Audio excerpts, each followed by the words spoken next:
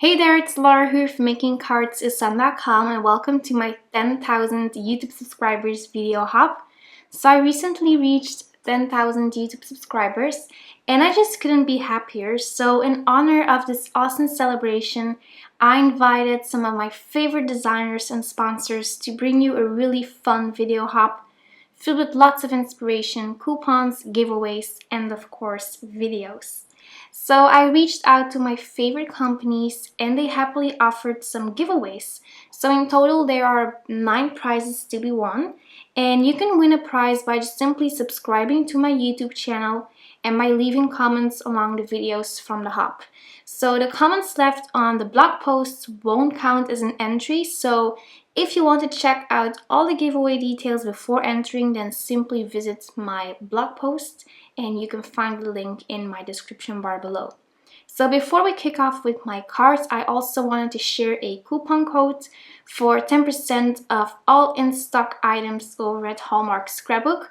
So simply use the coupon code LAURA10 and start shopping. So that covers all of the information that you need for this hop. So let's get started with my slider card project. So in today's video, I'll be using the adorable Jump for Joy stamp set and die cut set from Lawn Fawn. So I'm going to start out by stamping some of these images onto some Copic-friendly cardstock with Memento Tuxedo Black ink. And I like to stamp each image twice just to make sure that when I mess up my coloring, I can easily move on to the other image and I don't have to grab my ink pad again and stamp it all over again. It's just a lot easier. So I stamped some of the critters from this stamp set, and then now I'm also going to stamp a couple of the leaves. First I'm coloring the hedgehog from this stamp set, and I'm using E57 to add my first layer of shading. Then I'm going in with a medium toned color, which is the E55, and I'm using that to blend out that darkest color. So I'm just making sure to get rid of any of those lines, so of those harsh lines between the two colors. And then finally I'm adding my highlight with the E53 color. So I wasn't really happy with the finished look of this image, so I went back in with the E57 and the E55 just to finish off this hedgehog and to make sure that I really like the shading for this one. Next, I'm coloring the ears and the little belly of this cute little hedgehog with some E51, and then I'm blending that out with the E50 color, and I'm adding a rosy cheek with the R11 marker.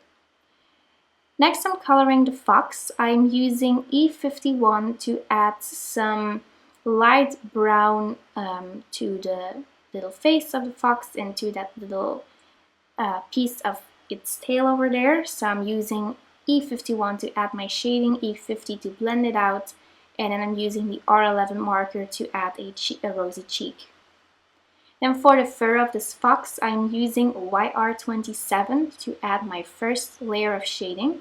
So I'm just going around the edges to figure out where I have to do some shading because I'm not that good at adding shading and stuff. So next I'm blending out that darkest color with the YR24, and I just wanted to add some extra highlight over there, so I did that with the YR21, but that was just a little bit too light, so I am using the YR24 to mix the lightest color. So I'm just using the tip from the YR21 to pick up some of the ink from the YR24, and then it just blends a lot easier. So I just scribbled off my brush on some scrap paper, and then you won't damage your markers at all. So for the tail, I'm using YR27, YR24, and then YR21 to blend it all out.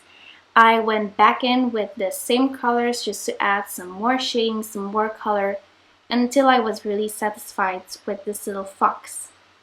Then it's time to color this little owl. I'm using YR18 to add some shading to the beak and to the little feet, and I'm blending that out with YR16. Then for its belly, I'm using E53 to add my shading and E51 to blend it all out. Just some really easy basic coloring. And then for the fur of this owl, I'm using E27 first to add my dark layer of shading, and then I'm blending that out with the E57 marker. So as you can see, you can really do some basic copy coloring with 2 or 3 markers. It's not time consuming and it's fun, so it's just really easy. For the rake, I am using YG95 to add some shading, and I blended that out with the YG93. And then for the other piece of the rake, I used E55 and E42 to blend it all out. So I'm finished with my copy coloring for now, so I'm going to use the coordinating dies to cut all of these cute little images. So next, I'm using this solid leaf stamp from the Jump for Joy stamp set from Lawn Fawn to add some color to these leaves. It's super fast and it's really easy. So I'm using some Ember Citrine ink from the ton to stamp some dark yellow leaves. And it's really easy to line up this solid leaf stamp with the outline leaves from this set. Next, I am using Pink Derby ink from the ton to stamp some gorgeous dark pink leaves.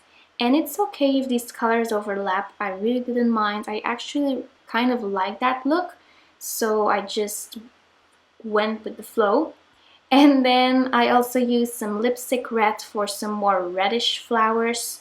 And then I also added some brown leaves with spiced chai ink from the ton, and some green leaves with Everglade moss ink from the ton.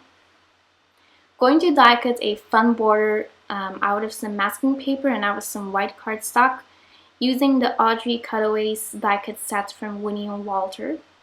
So over here I have this masked frame, or this frame out of masking paper, and I'm using a border die from Creeping Posh to die cut a really nice border. So I'm using both pieces of this masking paper. So I'm using the bottom piece first to mask off the bottom of that paper so I could create a nice sky. So I'm using rose quartz ink from the ton to create a pink sky, and these inks blend really well. They, in my opinion, they blend as well as Tim Holtz Distress inks, and they come in a bunch of colors and you can easily stamp any kind of image with them. So I would definitely recommend these inks because they just rock.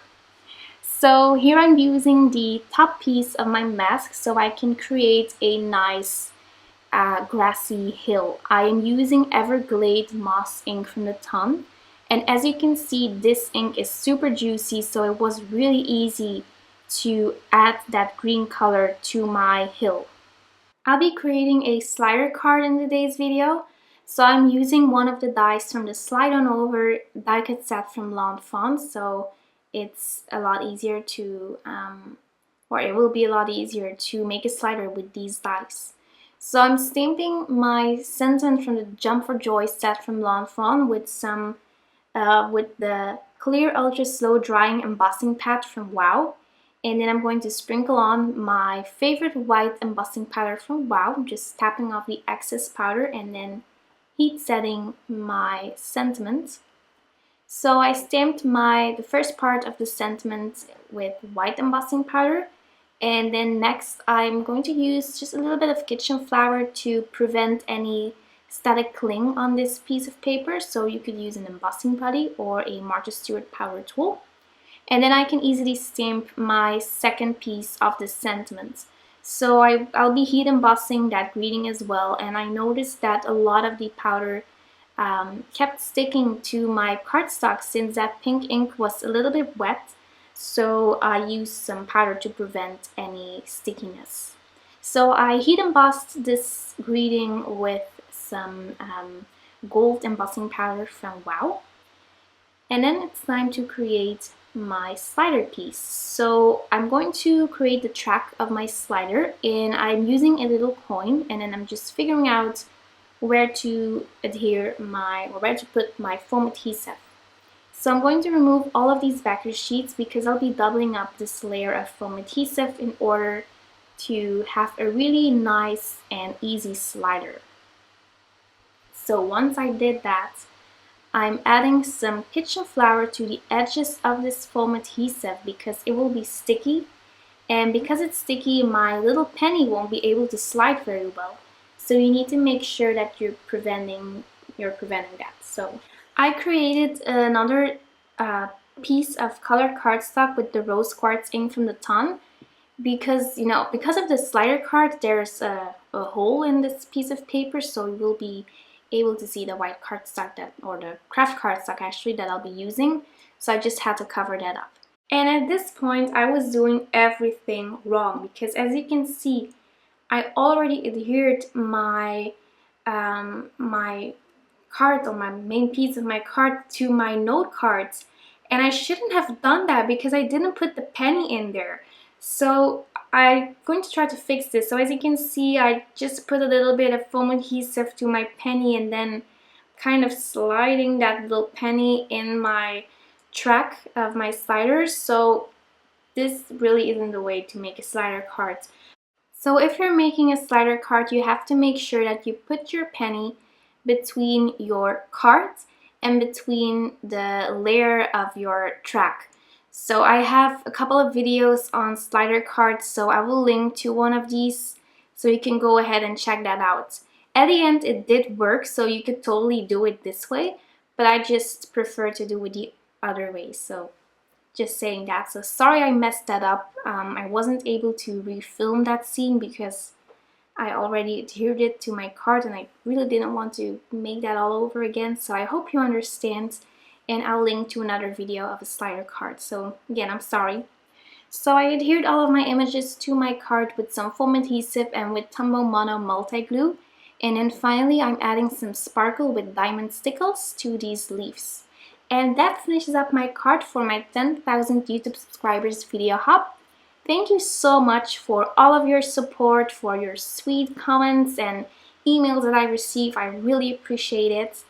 And I will see you very soon. Be sure to go ahead and check out the other videos of this hop and be sure to enter the giveaways. Bye bye!